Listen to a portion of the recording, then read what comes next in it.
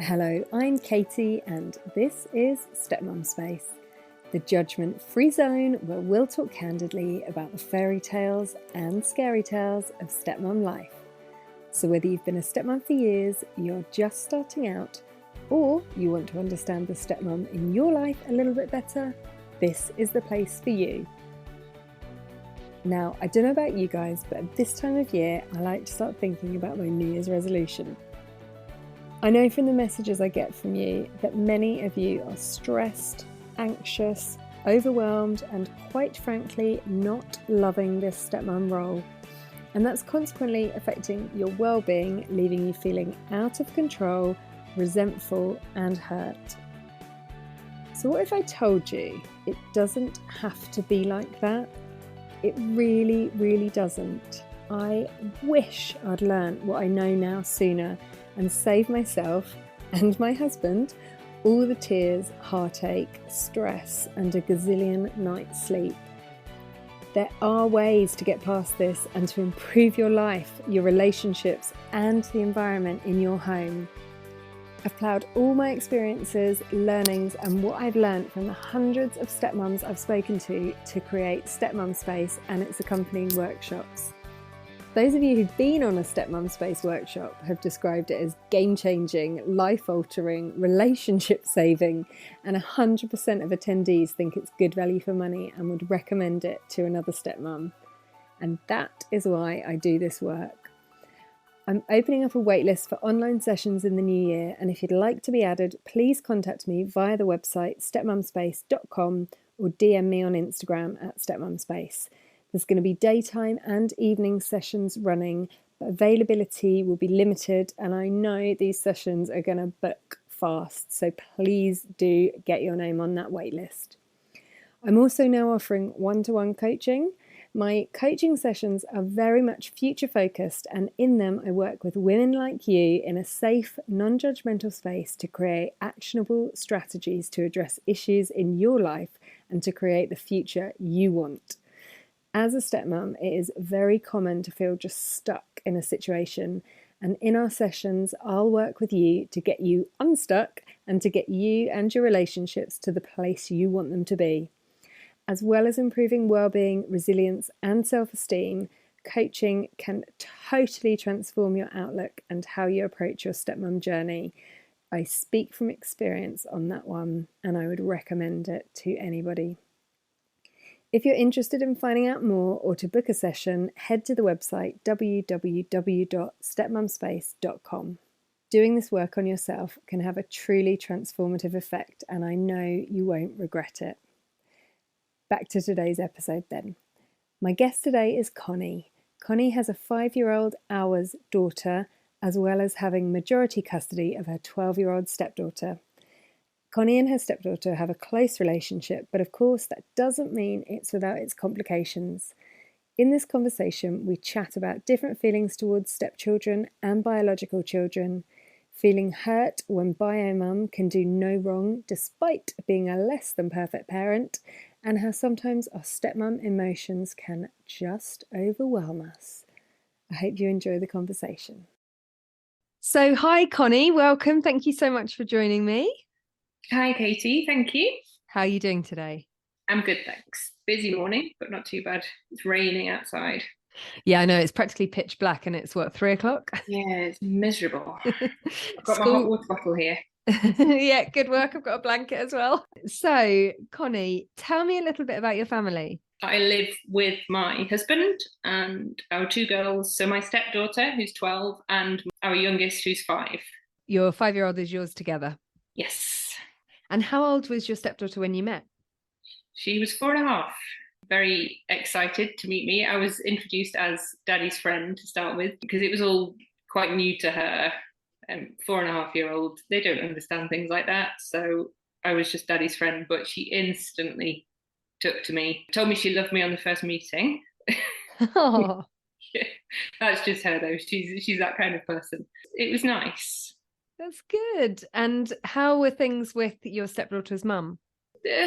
Our first meeting, I was terrified. So I think I'd been with my husband for 3 months when I met the ex-wife, and I went to her flat and we had a glass of wine. I was with my husband. It was the three of us, and it was all very friendly and very kind of polite. And but then very quickly she made it known to him that she wasn't happy about me and my presence in her daughter's life. He was getting text messages saying that I was damaging their daughter and that she couldn't believe he would do this to their child so soon. And just awful things, and that I then had to deal with. That's hard. And what sort of things were you supposedly doing to damage her? Just my mere existence, literally, just my presence in her life. We tried to do a lot of things together as a threesome, and the ex-wife just didn't like this. I think it was literally just me being in her life. That was it. She never gave us a clear explanation of what it was specifically, so we just had to assume. But anything that I did for my stepdaughter or with my stepdaughter resulted in a nasty message or phone call for my husband, which I then felt guilty about, and he felt guilty about. We had nothing to feel guilty about, but all those emotions came with that. And did he sort of just share with you when those messages arrived? In the beginning, he did. And then my reaction, I used to get very upset and quite angry. So then he stopped sharing. And then on one occasion, I happened upon a message on his phone that resulted in a huge argument. So ever since then, he has, they very rarely come through now, but he would share it, but kind of be braced for the fallout, because I would get very cross and not deal with it very well. In his way, he was trying to protect me from that. It wasn't that he was keeping secrets. He just wanted to protect me from the nastiness, really. But in the moment when the emotions are running high, it's difficult. It's so hard. I speak to a lot of women who sort of say, I wish my husband just wouldn't even tell me what she's spouting this time. But then they're also like, she's talking about me. I want to know what's being said about me. It's really hard. Yeah, a real internal battle. Like, I don't want to know, but I also have to know. Really difficult. I can deal with it then, but then I have the emotions of that. So yeah, it's a real kind of roller coaster and internal monologue, which is quite self-destructive a lot of the time. I find that exhausting. How does that play out for you on a day-to-day basis? Every day is different, but I do, and my husband finds this difficult to kind of relate to, but I do carry it around with me every single day, even though we're nearly 8 years down the line now. But it is a daily, it's like a little parrot on my shoulder, constantly there, kind of chirping away. And I try to kind of push it to the side and not let it bother me. And a lot of the time I manage, but when there's something happening, when there's been a message or been a phone call or been an email, or my stepdaughter's been with her biological mum for the weekend, say, or for a holiday, then that kind of brings it to the surface a little bit more. Whereas for him, she is just, he describes her as being white noise. She's just a person that his eldest daughter goes to see twice a month and for holidays. And that's that to him. He can put it in a box and deal with it like that. And I just can't. For me, it's a lot more than that. And he finds that difficult to understand. And it's difficult to articulate sometimes, because I can't always describe why it feels so there.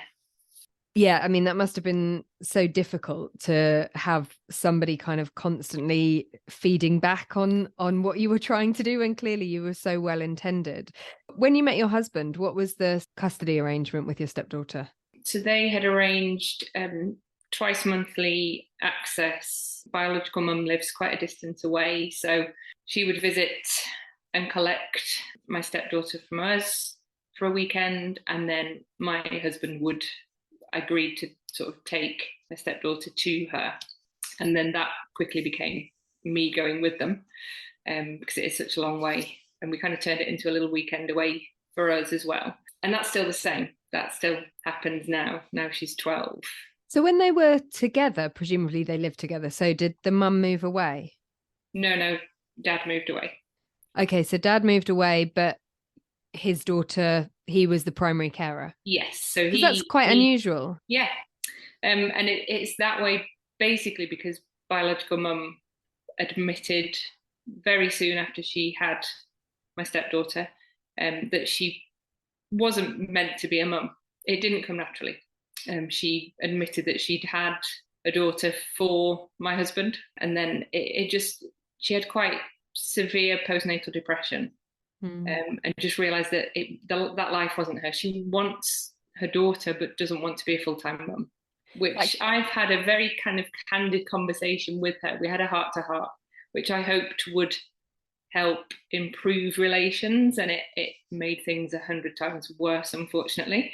I thought if she could understand from my point of view how I felt being the new wife, and this was before I had my daughter, I thought she might be a bit more empathetic and a bit less unpleasant to me. And she managed to flip it and turn herself into the victim. I was the evil one for taking all that away from her, even though I had nothing to do with that. They'd separated way before I even met my husband. It was really hard to articulate that to her. Didn't want to listen to my kind of side of the story, really.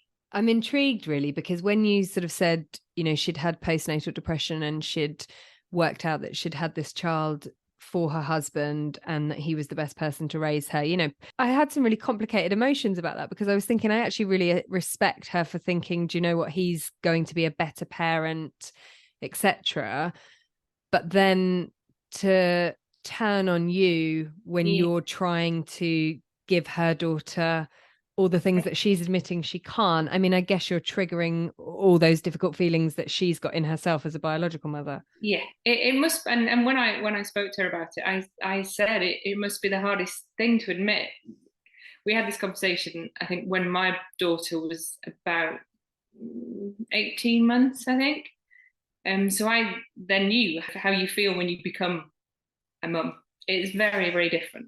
So I have said all along that must have been the hardest thing to admit as a mother, that you can't be a full-time mum. It must have been dreadful. So I did have respect for her, but like you say, then she turned it on me, and everyone who knows us as a family and everyone who sees us doesn't understand why she is the way she is, because I am doing the job that she should be doing on a daily basis, and I get no respect at all from her. Which it makes me sad. I don't want her kind of waving flags and giving me a round of applause every day, but just a little bit of credit would be nice. And I think that would help me, and I know that would help my stepdaughter and my husband as well. They see it and they feel it. I was going to ask you about your stepdaughter. So how have things been for her? I mean, presumably she was really close to her dad before they split up, so going to stay with him full time. Yeah, it kind of happened by osmosis. He decided, because they lived down south, and he decided his family were up north, so he wanted to bring my stepdaughter up to be closer to grandparents and relatives, which is amazing for her. And she didn't have any of that where they lived before. So that was his reasoning behind moving her away from her mum. Initially, her mum used to say that your dad's taken you away from me, which he never did. They agreed that, and I think that was her anger towards the situation. So there was a lot of my stepdaughter saying this to her dad, which broke his heart. It was devastating. So hard to watch a parent say something to their child that's going to be so emotionally confusing. Yeah.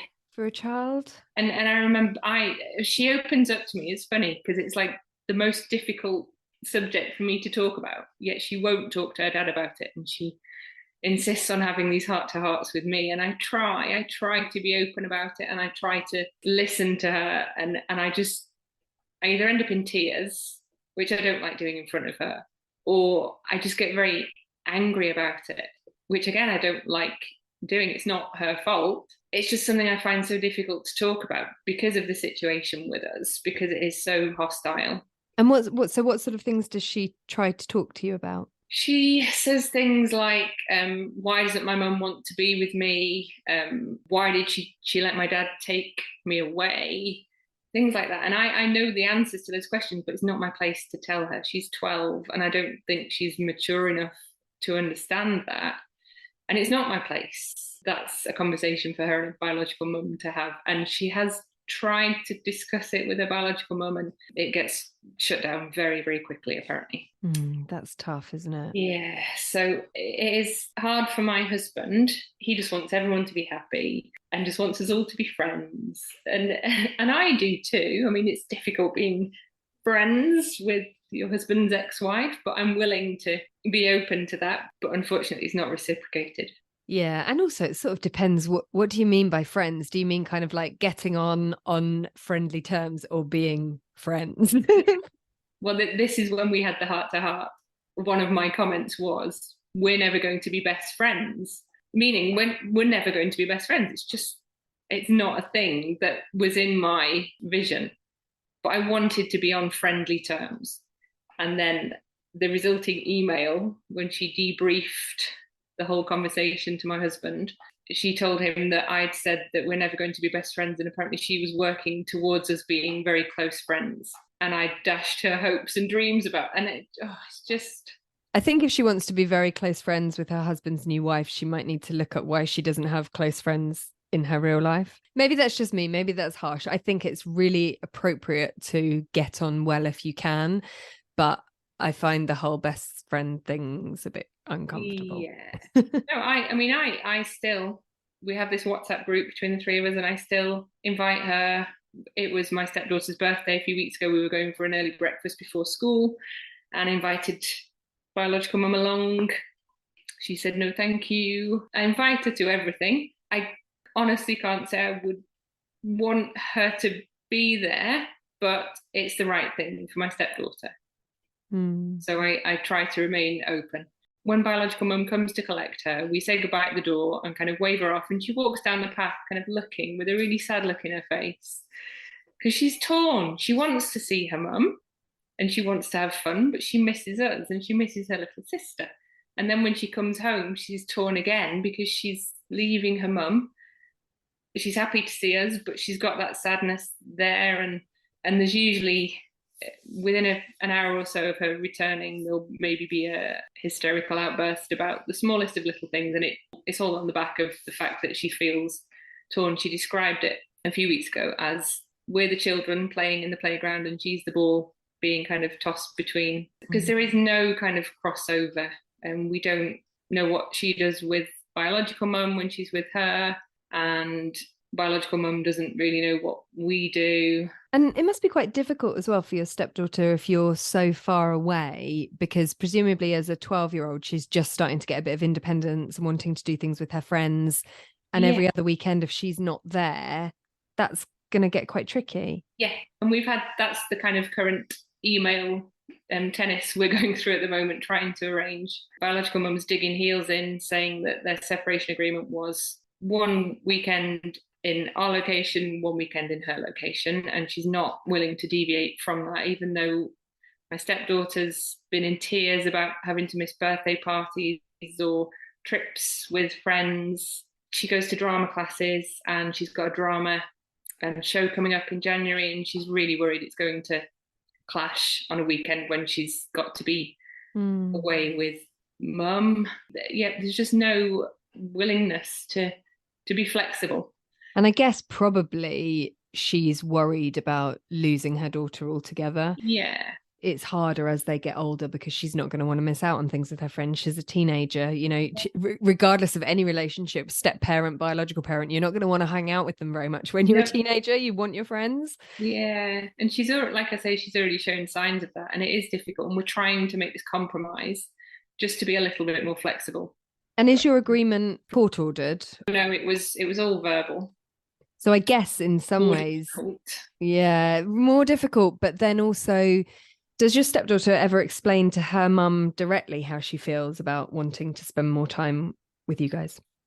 Yes. In a very clumsy kind of 12-year-old way, which again usually results in coldness or being shut down or tears from her mum.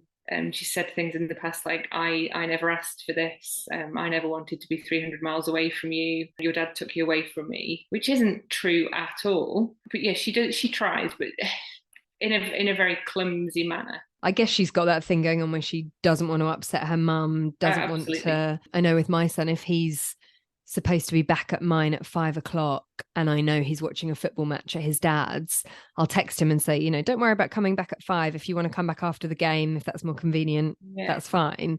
And he's told me before, when I say things like that, which I do, trying to be helpful, trying to think, you don't want to switch houses in the middle of a match. He said to me, I feel like I'm having to choose between you and dad. Yeah. And that's like in amicable circumstances where both parents are trying to do the right thing. Yeah. So it must be really tough on her. Does that show up in ways at home?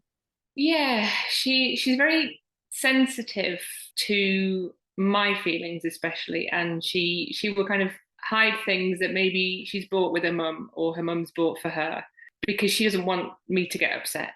Or she'll I wanted to see a film at the cinema, and her mum had already taken her to see it. So when I suggested going, she kind of went along with it, not telling me that she'd already seen it. So she sat through the whole film, bless her, because she didn't want me to be upset, because she knew I wanted to see it. And I said, you should have just told me, it's just a film, it's absolutely fine. But she just she wanted to have that thing with me, but didn't feel she could tell me that she'd already seen it, because she thought I would get upset because she'd seen it first with her mum. I see her battling with that, I do. And I feel terrible, because sometimes I'm not great at hiding my disappointment. So if I do suggest doing something or going somewhere and she's already been, I'm an open book. People can read me immediately. And if she sees that little flash, even if it's just a flash of disappointment on my face, she just looks heartbroken and I feel bad. So yeah, there's a lot of emotion in our household. But it sounds like you've got a close relationship. Yeah, we have. I think sometimes and it's difficult because my biological daughter's only 5, and the difference between kind of a relationship with a 5-year-old and a 12-year-old is quite significant in my experience. So we have on occasions quite a volatile relationship, but I think that's because we're both very strong-willed, strong-headed, don't want to back down in a situation. So we'll kind of keep pushing each other. So we do push each other's buttons quite a bit. But there's a lot of love there, and she would do anything for me.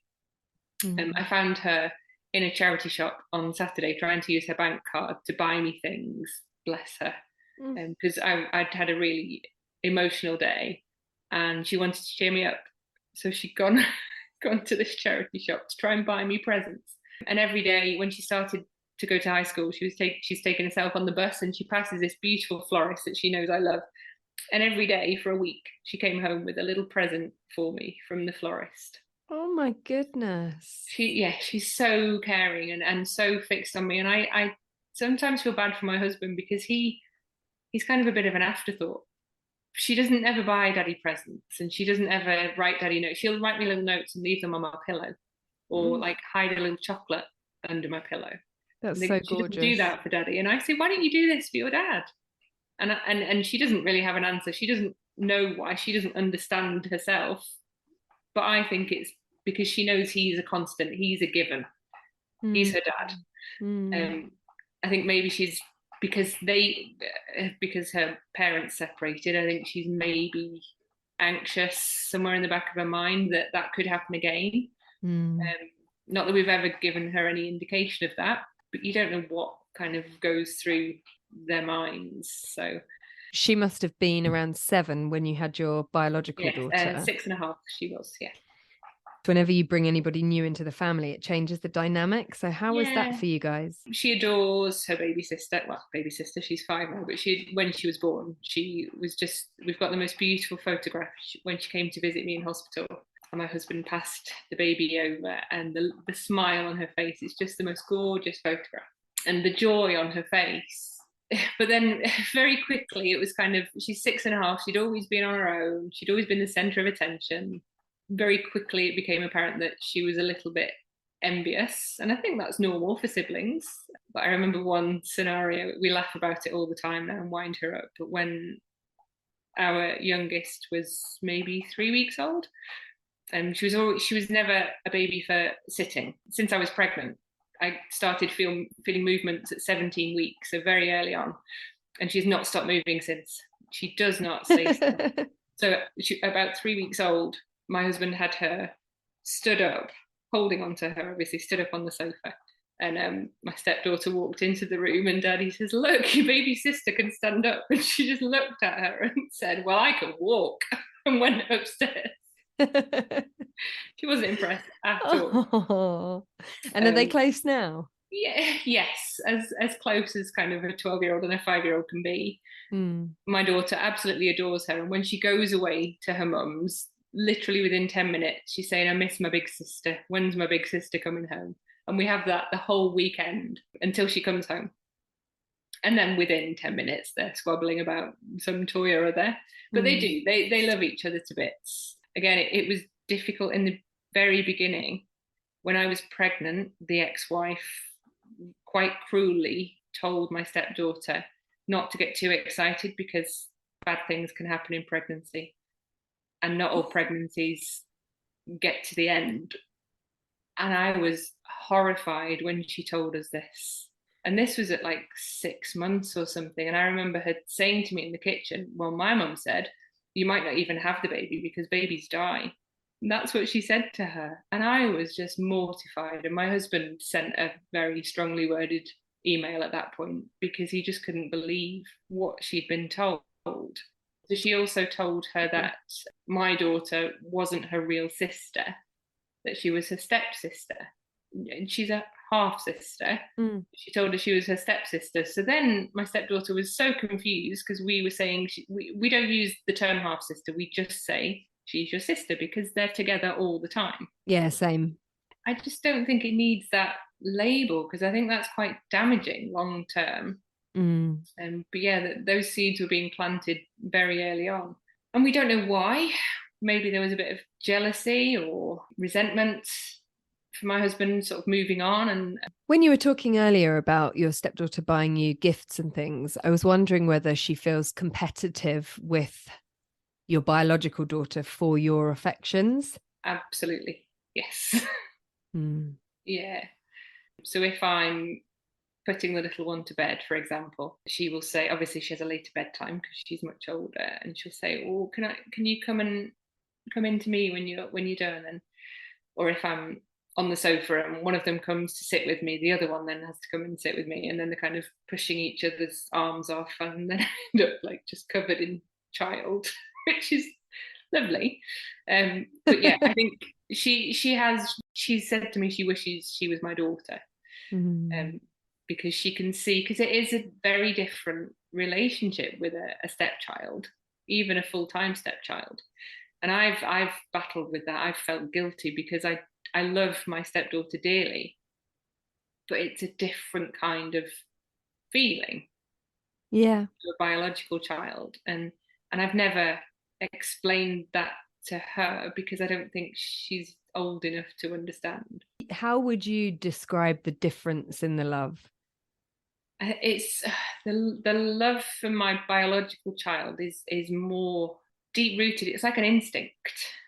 And the love that I have for my stepdaughter is more like the love I have for sort of my nieces and nephews and children of close friends. That kind of it's difficult to describe. But yeah, I think for my biological daughter, it's more something deep inside that I just can't describe in words. It's a deeper feeling. The instinct, the mothering instinct kicks in when my stepdaughter she's having quite a tough time at high school. She's finding it difficult to make friends. And she was just beside herself with sadness a few weeks ago. And my instinct took over and just like scooped her into a big hug and sat with her for hours talking about it. And all those feelings are there. It's just on a slightly different level. And I think that's entirely normal. And one of the things that actually we do have to normalize, because in most situations you don't expect a child to feel the same for their biological mum as their stepmum. Again, you can understand it's a kind of different type of love, but I think as stepmums we do feel guilty if we have a different type of love or care or affection for our stepchildren, and that's okay. And I think I've kind of made my peace with that now. I've battled a lot with it, and that was a real source of stress and anxiety for me, definitely. Because I do adore my stepdaughter. I wonder if there's any part of you that feels you have to hold back a little bit on that love for your stepdaughter because she's still going somewhere else, because I can tell by the way you talk about her and your face, like there's a real deep love there. And I wonder if there's part of you thinking, I'm just going to hold a bit back.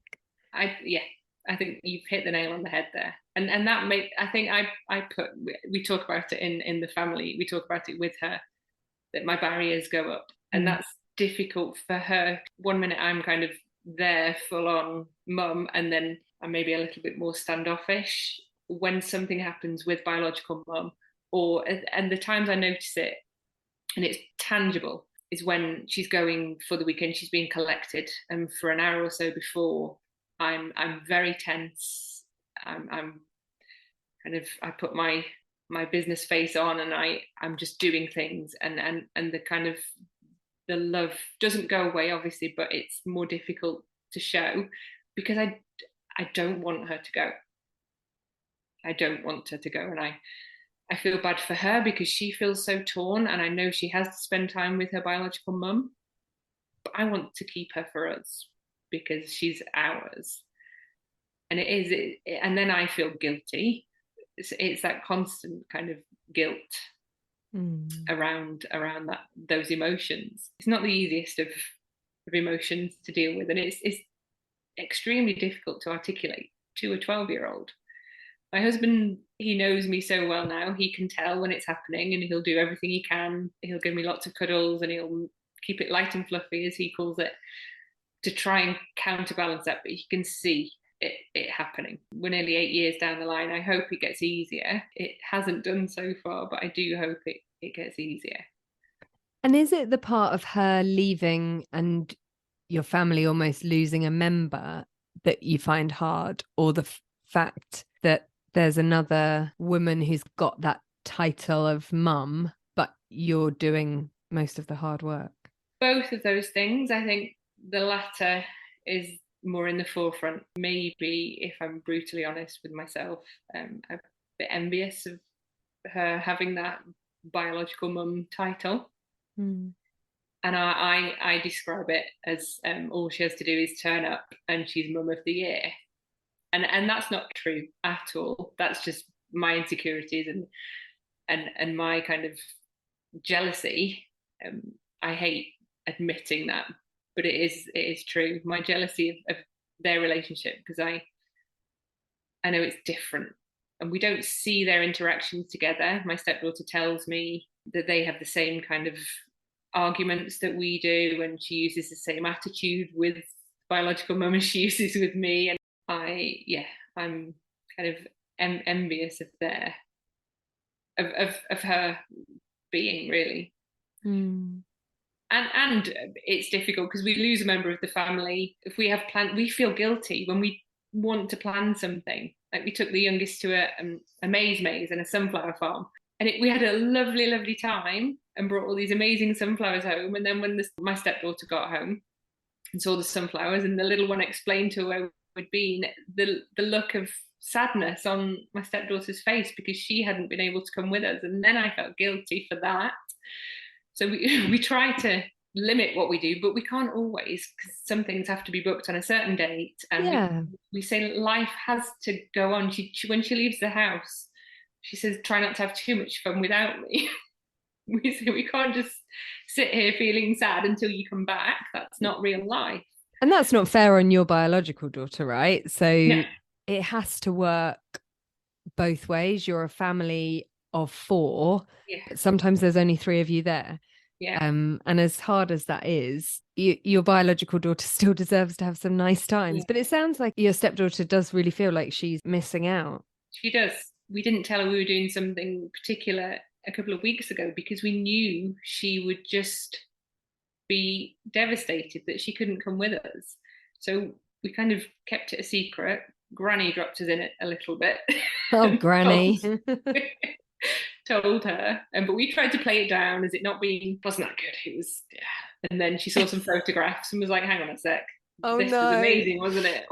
Oh no. Yeah, sorry. So yeah, it is difficult, and she is understanding more as she gets older that life does have to carry on when she's not here. Yeah. And she'll find that from her friends, as you were Yeah. talking about parties and this, that, and the other. And that's one of the things that I think is so difficult for stepchildren when they go through that transition and they sort of think, well, hang on a minute, I don't always want to go to my dad's house or mum's house, whatever, because I want to be hanging out with my mates, or I don't, or I want to play football every week and I can't miss every other game, or I don't want to miss the drama rehearsals or whatever it might be. So it must be really difficult. One of the things that is really interesting is how the relationship between you, your biological daughter, your stepdaughter, and her biological mum, it feels like, maybe with the exception of your biological daughter, there's a lot of quite similar emotions maybe going on. Yeah, definitely. And my husband's pointed that out to his ex before, and got a very strongly worded email response. I imagine that went down like a shit sandwich. Just a bit. How dare he compare her and I? We are extremely different people. The only thing we have in common, this was her words, the only thing we have in common is yoga. Okay. Apart from that, you're bringing up a child. Yeah. I think it's really hard to sometimes put yourself in the same category as the ex when you don't see eye to eye with so many of the things that they are doing. But it often feels like underneath it all, there's just two quite vulnerable, hurting people. Yeah, and I can see that. And I don't like to compare myself to her because, in all honesty, I don't see her as being a very nice person on the most part because of how she's treated me. And she's caused me a lot of stress over the years and made me feel like a second-rate human being sometimes, like I'm just not good enough. And I hate the fact that one person has done that to me. And I try to kind of bolster myself up and keep going, but it's there. And I have to manage that. I don't want to kind of have hostility towards her. I don't want to have those feelings of anger towards her, but they are there.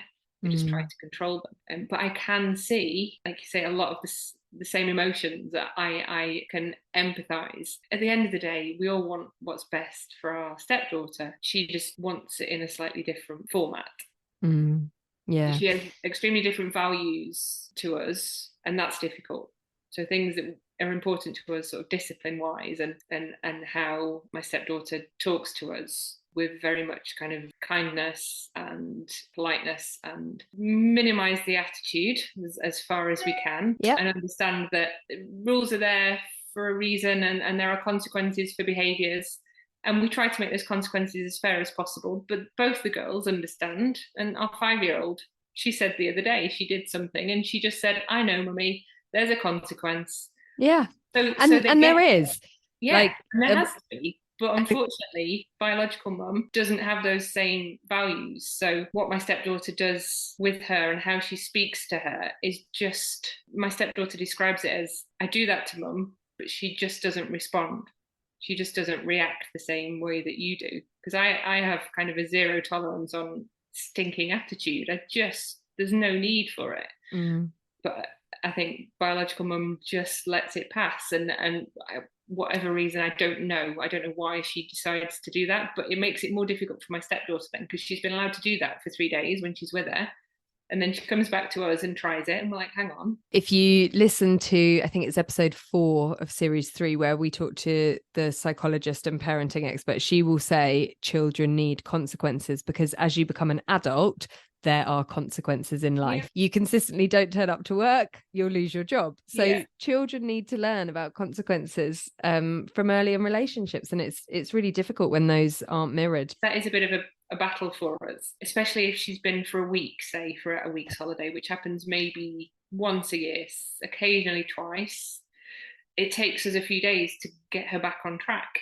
That's difficult for me, and that's difficult for my biological daughter, because she sees the way my stepdaughter talks to me, and then she starts mirroring that. She's like, well, my big sister's doing that. So it does have a knock-on effect on all of us. You need a bit of a reset almost, don't you? Yeah, that's what we tell her. We tell her to just go and have a minute, press your reset button, come back as part of the team. That's nice. And sometimes she can do that, and she'll come with her puppy dog eyes and say I'm sorry, and then we have a hug and it's okay. Other times it takes her a bit longer for whatever reason. We all have kind of struggles with resetting sometimes. I don't remember being 12. It's a long time ago, but I can understand the hormones that she's going through.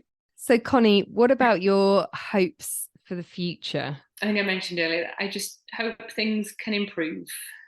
I'm not wanting to kind of go out for glasses of wine with the ex-wife, but just to be able to stand on the doorstep and have a civil conversation at drop off and pick up, instead of me for an hour before getting anxious. Is she actually going to come to the door? Is she going to speak to us? She's not spoken a word, literally a word, to my husband for 6 months. Not even a hello or a goodbye. It's so sad for my stepdaughter to see that happening. So yeah, I desperately want that to improve, and I will continue to keep the door open and keep offering that kind of hand of friendship. I just don't think it's wanted from the other party, which makes me sad. I also, for my stepdaughter and my husband and my biological daughter, because she is witness to it all, that I hope that I can learn to feel less guilty, and we touched on it earlier, open up to my stepdaughter and be the mum that she wants me to be, rather than holding back. It sounds like you already are in a lot of ways, though. I mean, I know there'll be people listening to this thinking like, wow, what an impressive woman. And even now that you're still saying you want to keep the hand of friendship open to this woman who's caused you so much stress and hurt over the past years. It'd be easier for me to just shut down completely and say, right, she's not even coming to the house. We'll kind of drop off at a location on a map. But that's not the right thing for my stepdaughter. My husband's kind of motto is do the right thing, and I mirror that, and I want to do the right thing, even though the right thing is sometimes the hardest and most painful thing for me. It's the right thing for my stepdaughter and for our family. I want to hold my head high in years to come when she's in her 30s and she's maybe got her own children, and I want to be proud to know that I did the right thing by her, even when things were as bad as they have been. Well, I'm really, really confident that you're going to be able to do that. But I also think it's really important that you put yourself on that map and that you do the right thing by yourself, because you matter as well. You're in the family, there's 4 of you, and sometimes you need to come first. Yeah, and that's one thing that I'm working on. Good. Well, look, Connie, thank you so much for talking to me today. It's been a pleasure. I'm a little bit in awe of you, actually. Thanks, Katie. So thank you so much for your time, and keep in touch, because it'd be lovely to chat again. I will do. Thank you very much. Oh, I love chatting to Connie. Thank you so much for getting in touch and sharing your story. I know I say this every week, but if you have enjoyed this podcast, please, please, please do rate or review this podcast wherever you're listening. It only takes a couple of minutes, but it really, really helps with getting the podcast to other stepmums. I'm so passionate about offering women the support they need and about creating this space where people can hear and share stories. So please do take a minute to just drop us a rating or review. And as always, if you've got a story to share, please do get in touch on the socials at stepmumspace or through the website www.stepmumspace.com. Hit subscribe to be notified when next week's episode drops. Lots of love.